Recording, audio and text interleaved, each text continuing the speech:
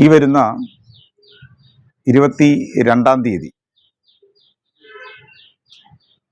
E grant വിഷയത്തിന്മേൽ അംബേദ്കറൈറ്റ് democratic ഫ്രണ്ടിൻ്റെ നേതൃത്വത്തിൽ സെക്രട്ടേറിയറ്റിലേക്ക് E grant protest rally നടത്തുകയാണ്. കേരളത്തിൽ കഴിഞ്ഞ 3-4 വർഷക്കാലത്തിലധികമായി SC/ST വിദ്യാർത്ഥികൾക്ക് കിട്ടുന്ന ഇ ഗ്രാൻറ്റുകളും വിവിധ തരത്തിലുള്ള സ്കോളർഷിപ്പുകൾ, അത് പ്രൈമറി തലം മുതൽ കുട്ടികൾക്ക് കിട്ടേണ്ട ആനുകൂല്യങ്ങൾ, അതേപോലെ ഡിഗ്രി പോസ്റ്റ് ഗ്രാജുവേറ്റ് തലങ്ങളിൽ പഠിക്കുന്ന കുട്ടികൾക്ക് കിട്ടേണ്ട സ്കോളർഷിപ്പ്, ലംസം ഗ്രാൻറ്റ്, അവർക്ക് കിട്ടേണ്ട മറ്റ് ഹോസ്റ്റൽ അലവൻസുകൾ, മന്ത്ലി അലവൻസ്, ഇതെല്ലാം താറുമാറായി കിടക്കുകയാണ്. തത്വത്തിൽ ഉന്നത വിദ്യാഭ്യാസ മേഖലയിൽ അടക്കമുള്ള ഗവേഷണ പഠനത്തിലും പ്രൊഫഷണൽ വിദ്യാഭ്യാസത്തിലുമൊക്കെ ഏർപ്പെടുന്ന ഈ ദളിത് ആദിവാസി കുട്ടികൾക്ക് സർക്കാർ കൊടുത്തുകൊണ്ടിരുന്ന സാമ്പത്തിക സഹായങ്ങൾ, സ്കോളർഷിപ്പുകൾ മൊത്തത്തിൽ താറുമാറാക്കപ്പെടുകയും ആയിരക്കണക്കിന് കുട്ടികളുടെ ഭാവി അപകടത്തിലായിരിക്കുകയും ചെയ്യുന്ന ഒരു സാഹചര്യമാണ് ഇപ്പോഴുള്ളത്. ഇതിനെതിരെ കുറേ നാളുകളായി കേരളത്തിലെ ദളിത് വിദ്യാർത്ഥികളും അതേപോലെ സംഘടനകളും പല നിലയ്ക്കും സർക്കാരിന് മെമ്മോറാണ്ടങ്ങൾ സമർപ്പിക്കുകയും സർക്കാരിൻ്റെ ശ്രദ്ധയിൽ ഇത് പെടുത്തുകയും ചെയ്തിട്ടുണ്ടെങ്കിലും ഈ വിഷയത്തിന്മേൽ യാതൊരു വിധമായ നടപടിയും പരിഹാരവും സർക്കാരിൻ്റെ ഭാഗത്തുനിന്ന് ഉണ്ടായിട്ടില്ല. ഈ ഒരു പശ്ചാത്തലത്തിലാണ് കേരളത്തിലെ വ്യത്യസ്തങ്ങളായ ദളിത് ആദിവാസി സമുദായ സംഘടനകളുടെ പൊതുവേദിയായ അംബേദ്കറൈറ്റ് ഡെമോക്രാറ്റിക് ഫ്രണ്ടിൻ്റെ നേതൃത്വത്തിൽ നവംബർ 22-ാം തീയതി സെക്രട്ടേറിയറ്റിലേക്ക് ഞങ്ങൾ മാർച്ച് ചെയ്യുന്നത്. ഏറ്റവും ഒടുവിലത്തെ വിവരങ്ങൾ അനുസരിച്ച് 150-ലധികം SC/ST വിദ്യാർത്ഥികൾ അവർക്ക് സമയത്ത് ഈ ഗ്രാൻറ്റുകൾ കിട്ടാത്തത് മൂലം ഹോസ്റ്റലുകളിൽ ഫീസ് അടയ്ക്കാൻ കഴിയാതെയും ഒപ്പം അവർ താമസിക്കുന്ന കോളേജ് ഹോസ്റ്റലിലും പ്രൈവറ്റ് ഹോസ്റ്റലിലുമൊക്കെ ഉള്ള ഫീസ് അടയ്ക്കാൻ കഴിയാത്ത മൂലം പഠനം നിർത്തി വീടുകളിലേക്കും ഊരുകളിലേക്കും മടങ്ങിയിരിക്കുന്ന ഒരവസ്ഥയാണ്. ധാരാളം കുട്ടികൾ കോഴ്സുകൾക്ക് ചേരാൻ പറ്റാത്ത അവസ്ഥ അഭിമുഖീകരിക്കുന്നുണ്ട്.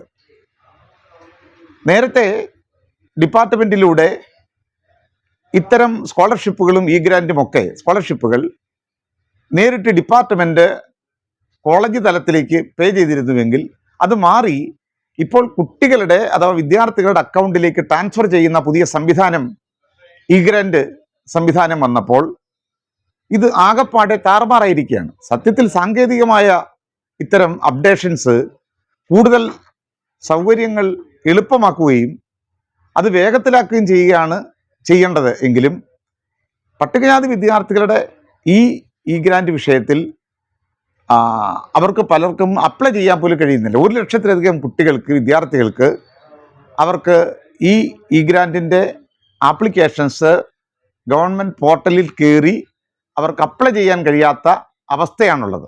സൈറ്റ് ഓപ്പൺ ആവുന്നില്ല.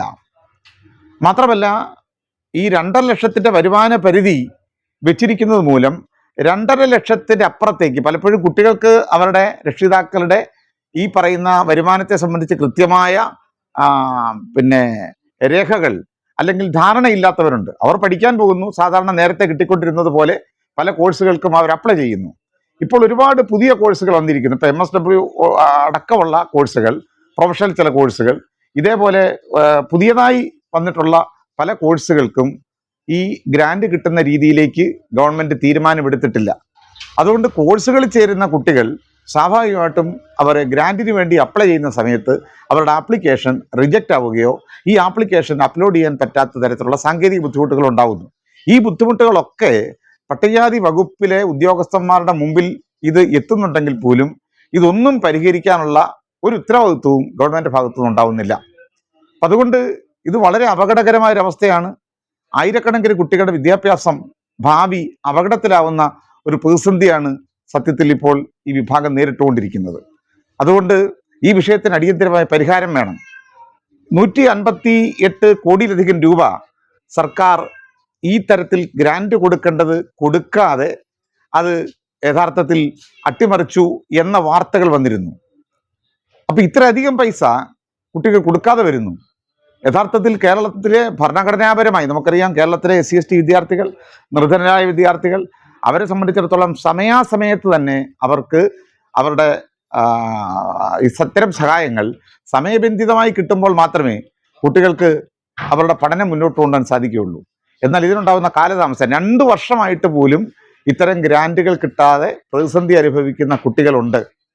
പിന്നെ മാനേജ്മെന്റ് കോളേജ്, എയ്ഡഡ് കോളേജുകളിലും പ്രൈവറ്റ് കോളേജുകളിലും ഒക്കെ അഡ്മിഷൻ തേടുന്ന കുട്ടികൾക്ക് സ്ഥാപനങ്ങളിൽ പണം അടയ്ക്കാത്തത് മൂലം ഉണ്ടാകുന്ന ഇൻസൾട്ട്, അവർക്ക് ഡിസ്കണ്ടിന്യൂ ചെയ്യേണ്ടി വരുന്നു. ഇത് മാനസികമായി കുട്ടികളെ പുറകോട്ടടിക്കുന്നു. സത്യത്തിൽ വിദ്യാഭ്യാസം തന്നെ തകർത്തുകളെയാണ്. വലിയ നിലയ്ക്കുള്ള ഡ്രോപ്പ് ഔട്ട്സുകൾ ഉണ്ടാകുന്നു. അതുകൊണ്ട് ഇത് കേരള സർക്കാരിനെ സംബന്ധിച്ചിടത്തോളം കഴിഞ്ഞ നമുക്കറിയാം, ഇടതുപക്ഷ ഗവൺമെന്റ് അധികാരത്തിൽ വന്നതിന് ശേഷം മന്ത്രി ബാലനും അതേപോലെ മന്ത്രി രാധാകൃഷ്ണനും ഈ 2 പേരുടെയും ഭരണകാലത്തും ഈ പ്രശ്നങ്ങൾക്ക് യാതൊരു പരിഹാരം ഉണ്ടായില്ല എന്ന് മാത്രമല്ല, പ്രതിസന്ധി ഗുരുതരമാവുകയാണ് ചെയ്തത്. അതുകൊണ്ട് കേരളത്തിലെ SC ST വിദ്യാർത്ഥികൾക്ക് മാത്രം ഈ ഗ്രാന്റ് കൊടുക്കാനും സ്കോളർഷിപ്പ് കൊടുക്കാനും എന്തുകൊണ്ട് സർക്കാരിൻ്റെ കയ്യിൽ പണമില്ല? അല്ലെ സർക്കാരിന് ശാസ്ത്രീയമായി ഈ പ്രശ്നം പരിഹരിച്ചുകൂടാ? നേരെ മറിച്ച് മറ്റു മേഖലകളിൽ അയ്യപ്പ സംഗമത്തിന് കോടികൾ സർക്കാർ ചെലവഴിക്കുന്നു, സമാഹരിക്കുന്നു. അതേപോലെ കേരളത്തിലെ എയ്ഡഡ് മേഖല, പട്ടികജാതിപ്പെട്ടവർഗ വിഭാഗങ്ങൾക്ക് യാതൊരുവിധമായ പ്രാതിനിധ്യവുമില്ലാത്ത വരേണ്യ വിഭാഗങ്ങൾ കൈവശം വെക്കുന്ന എയ്ഡഡ് മേഖലയിൽ ആയിരക്കണക്കിന് കോടിക്കണക്കിന് രൂപ, 30,000 കോടിയോളം രൂപ ശമ്പളത്തിനും പെൻഷനും മറ്റടിസ്ഥാന വികസനത്തിനുമായി വിനിയോഗിക്കുമ്പോൾ ഭരണഘടനാപരമായി ഭരണകൂടത്തിന്, ഗവൺമെന്റിന് ബാധ്യത ഉള്ള ഒരു പ്രശ്നമാണ് ഇത്. പട്ടികജാതിപ്പെട്ടവർക്ക് വിദ്യാർത്ഥികൾക്ക് വിദ്യാഭ്യാസപരമായി സഹായിക്കുക എന്ന് പറയുന്നത്, സ്കോളർഷിപ്പ് കൊടുക്കുക എന്നൊക്കെ പറയുന്നത് ആർട്ടിക്കിൾ 15(4) അനുസരിച്ച് ഫണ്ടമെന്റൽ റൈറ്റ്സിന്റെ ഭാഗമായി SC ST വിദ്യാർത്ഥികളുടെ അവകാശമാണ്. അപ്പം ഭരണഘടനയുടെ ഈ മൗലികാവകാശത്തിന്റെ ഭാഗമായ ഈ 15(4) പറയുന്ന ഈ വിദ്യാഭ്യാസപരമായ സഹായം അല്ലെ സ്കോളർഷിപ്പുകൾ, പിന്തുണ, അത് കൊടുക്കാതിരിക്കുന്നതിലൂടെ ഗവൺമെന്റ് കാണിക്കുന്നത് നഗ്നമായ ഭരണഘടനാ ലംഘനമാണ്, അവകാശ നിഷേധമാണ്. അതുകൊണ്ട് ഇത് പരിഹരിച്ചേ പറ്റൂ. നിലവിലുള്ള പട്ടികജാതി വകുപ്പിനെ നിയന്ത്രിക്കുന്ന മന്ത്രിക്കും ഈ വകുപ്പിനും വേണ്ട രീതിയിൽ ഈ പ്രശ്നം പരിഹരിക്കാൻ കഴിയുന്നില്ല എങ്കിൽ അംബേദ്കറൈറ്റ് ഡെമോക്രാറ്റിക് ഫ്രണ്ട് ഞങ്ങൾ ആവശ്യപ്പെടുന്നത് ഇതിന്റെ ഉത്തരവാദിത്വം കേരള ഗവൺമെന്റ് ഏറ്റെടുക്കണം, കേരള മുഖ്യമന്ത്രി ഏറ്റെടുക്കണം. അതുകൊണ്ട് പട്ടികജാതി വകുപ്പിന്റെ നിയന്ത്രണം ഒന്നുകിൽ മുഖ്യമന്ത്രി പിണറായി വിജയൻ ഏറ്റെടുക്കുക, ഈ വിഷയങ്ങൾ പഠിക്കാനും ഇത് പരിഹരിക്കാനും ഒരു മന്ത്രിതല സമിതി രൂപം കൊടുക്കുകയും ആ സമിതി വിശദമായി കാര്യങ്ങൾ പഠിച്ചുകൊണ്ട് ഈ പ്രശ്നത്തിന് അടിയന്തരമായി പരിഹാരം കാണണമെന്നാണ് ഞങ്ങൾ ആവശ്യപ്പെടുന്നത്. മറ്റൊന്ന്, എന്തുകൊണ്ട് ഈ പുതിയ കാലത്ത് പട്ടികജാതിപ്പെട്ട വിദ്യാർത്ഥികളുടെ ഈ പറയുന്ന ആനുകൂല്യങ്ങളും ഗ്രാൻറ്റുകളും ഇങ്ങനെ അട്ടിമറിക്കുന്നു എന്ന് ചോദിച്ചാൽ, കുറേ നാളായി കേരളത്തിലെ ഭരണകൂടം SC ST വിഭാഗങ്ങളോട് കാണിച്ചുകൊണ്ടിരിക്കുന്ന പൊതുവായ ഒരു ദലിത് വിരുദ്ധ, ആദിവാസി വിരുദ്ധ സമീപനത്തിൻ്റെയും രാഷ്ട്രീയത്തിൻ്റെയും ഭാഗമാണെന്നുകൂടി നമുക്ക് പറയേണ്ടി വരും. നമുക്കറിയാം, പട്ടികജാതിപ്പെട്ടവർക്ക് വികസനത്തിൻ്റെ ഫണ്ടിന്, ആ വികസന ഫണ്ടിൻ്റെ 500 കോടി രൂപയാണ് ഈ ഗവൺമെൻറ് ലാപ്സാക്കിയത്. അപ്പോൾ പട്ടികജാതി വികസനത്തെ സംബന്ധിച്ചിടത്തോളം അവരുടെ പൈസ ലാപ്സാക്കി കൊടുക്കുക, അവരുടെ വികസന കാര്യത്തിൽ യാതൊരു വിധമായ ഉത്തരവാദിത്വവും നിർവഹിക്കാതിരിക്കുക എന്ന് പറയുന്ന ഒരു നയം ഇപ്പോൾ ഗവൺമെൻറ് ഗവൺമെൻറ് പുലർത്തി വരുന്നു. കേരളം ഒഴികെ മറ്റ് സ്റ്റേറ്റുകളിലൊക്കെ പട്ടികജാതിപ്പെട്ടവർക്ക് വിഭാഗത്തിന് ബജറ്റിൽ നീക്കിവെക്കുന്ന പണം അത് ജനസംഖ്യയ്ക്ക് ആനുപാതികമാണ്. ജനസംഖ്യാനുപാതികമായി ആ സമൂഹത്തിൻ്റെ വിദ്യാഭ്യാസത്തിന്, അതേപോലെ മറ്റ് വികസനത്തിന് ഒക്കെ വിനിയോഗിക്കുന്ന പൈസ ശാസ്ത്രീയമായി വിനിയോഗിക്കാൻ കർക്കശമായ നിയമനിർമ്മാണമുണ്ട്. SCP TSP ആക്ട് തമിഴ്നാട്ടിലുണ്ട്, കർണാടകയിലുണ്ട്, ആന്ധ്രയിലുണ്ട്, തെലങ്കാനയിൽ SC ST ഡെവലപ്മെന്റ് ആക്ടാണ്. ഇങ്ങനെ ഇന്ത്യയിലെ 12-15ഓളം സംസ്ഥാനങ്ങളിൽ പട്ടികജാതിപ്പെട്ടവർക്ക് വിഭാഗങ്ങളുടെ സമഗ്രമായ പുരോഗതിക്ക് വേണ്ടി വിനിയോഗിക്കുന്ന കേന്ദ്ര സംസ്ഥാന ബജറ്റ് വിഹിതം അത് വിനിയോഗിക്കാൻ വേണ്ടിയുള്ള നിയമനിർമ്മാണമുണ്ട്. ആ നിയമനിർമ്മാണം അനുസരിച്ച് ഫണ്ടിൻ്റെ അലോക്കേഷൻ, ഫണ്ടിൻ്റെ ഡിസ്ട്രിബ്യൂഷൻ, ഫണ്ട് ചെലവാക്കുന്നതിനകത്തെ ട്രാൻസ്പെറൻസി, അക്കൗണ്ടബിലിറ്റി, ഇതെല്ലാം കൃത്യമായി പാലിക്കുന്ന സംവിധാനം മറ്റ് സംസ്ഥാനങ്ങളിലുള്ളപ്പോൾ എന്തുകൊണ്ടാണ് കേരളത്തിൽ ഇപ്പോഴും ആ തരത്തിലുള്ള ഒരു കൃത്യമായ ഗൈഡ് ലൈൻ, പട്ടികജാതിപ്പെട്ട വിഭാഗങ്ങളുടെ വിദ്യാഭ്യാസമാകട്ടെ, തൊഴിലാകട്ടെ, അവരുടെ പുരോഗതിയാകട്ടെ, അവരുടെ ഭൂമിയുടെ അവകാശവും അവർക്ക് ആവശ്യമുള്ള വിഭവ വിതരണത്തിൻ്റെ കാര്യത്തിലും കേരള സർക്കാരിന് വളരെ കൃത്യമായ ശാസ്ത്രീയമായ ഒരു നയം ഇപ്പോഴും ഇല്ല എന്നത് ഒരു പ്രശ്നം. ഈ നയമില്ലാത്തത് കൊണ്ട് തന്നെ അതിൻ്റെ അടിസ്ഥാനത്തിലുള്ള കൃത്യമായ ശാസ്ത്രീയമായ പദ്ധതികളില്ല, പ്രോഗ്രാമുകളില്ല.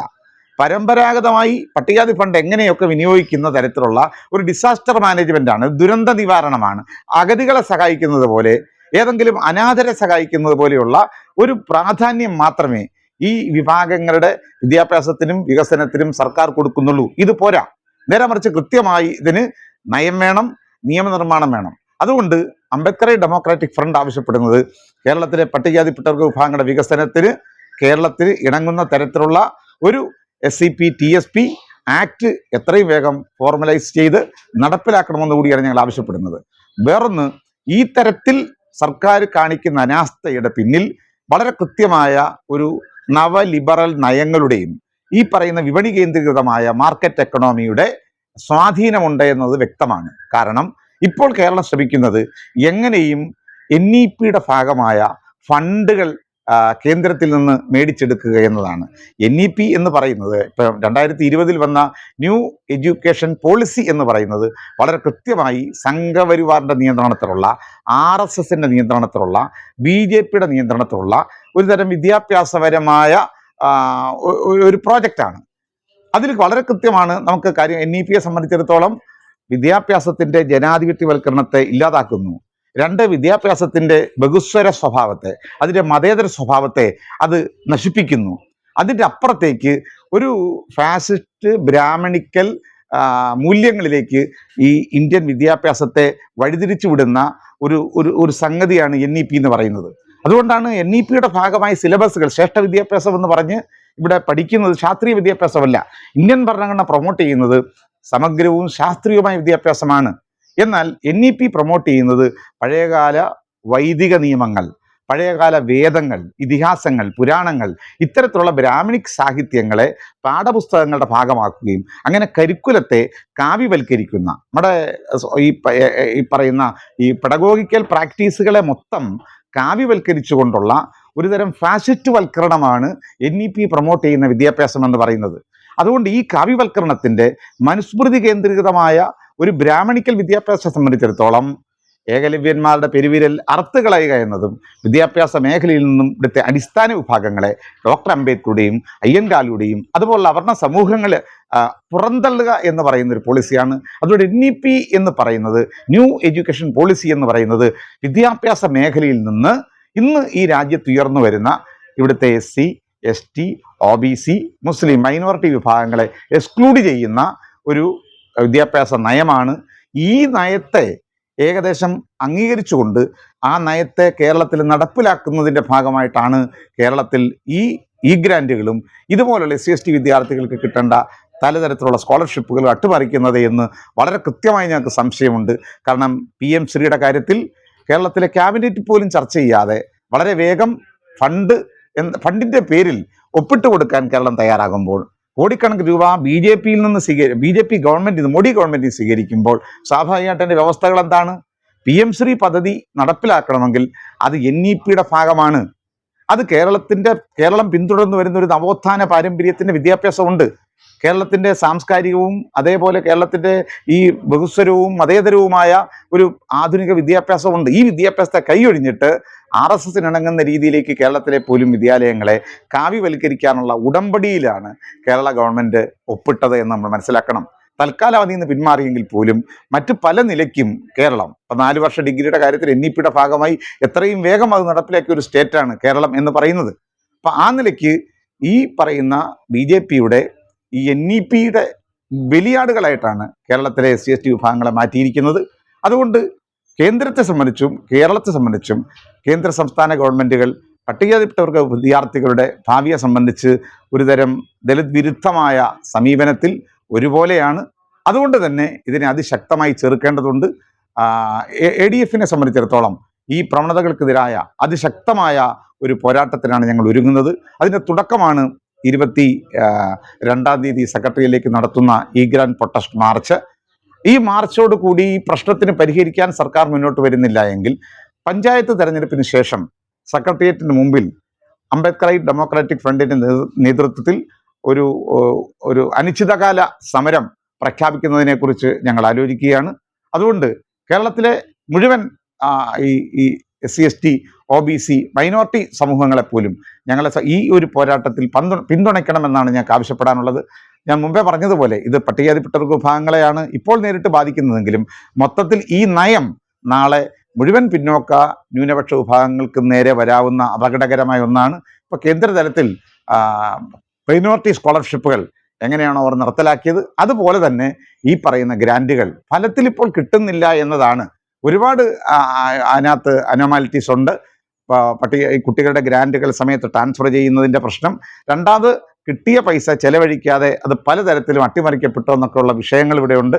അതുകൊണ്ട് ഗൗരവമായി ഇതിനെക്കുറിച്ച് വളരെ ആധികാരികമായ ഒരു അന്വേഷണം സർക്കാരിൻ്റെ ഭാഗത്തു നിന്നുണ്ടാവുകയും പരിഹരിക്കുകയും ചെയ്യേണ്ടതുണ്ട്. കേരളത്തിലെ പ്രബുദ്ധരായ ജനങ്ങളോട് അംബേദ്കർ ഡെമോക്രാറ്റിക് ഫ്രണ്ടിന് ആവശ്യപ്പെടാനുള്ളത് അയ്യങ്കാളിയുടെ BA-ക്കാരെ വെട്ടിക്കളയുന്ന ബാബാ സാഹേബ് അംബേദ്കറും അയ്യൻകാളിയും അതുപോലുള്ള നവോത്ഥാന നായകന്മാരും അവരുടെ പോരാട്ടങ്ങളിലൂടെ നേടിയെടുത്ത വിദ്യാഭ്യാസം എന്ന് പറയുന്ന ഈ ഒരു അവകാശത്തെ ആ ഒരു മേഖലയിൽ നിന്ന് ഈ സമൂഹത്തെ പുറന്തള്ളുന്ന ഈ അപകടകരമായ ഫാസിസ്റ്റ് പ്രവണതയ്ക്കെതിരെ, ഈ ഭരണകൂട നയത്തിനെതിരെ ഞങ്ങൾ ഉയർത്തുന്ന ന്യായമായ ഈ ജനാധിപത്യ പ്രക്ഷോഭത്തിൽ എല്ലാ മലയാളികളുടെയും എല്ലാ മനുഷ്യരുടെയും പിന്തുണ ഞങ്ങൾ അഭ്യർത്ഥിക്കുകയാണ്. ജയ് ഭീം.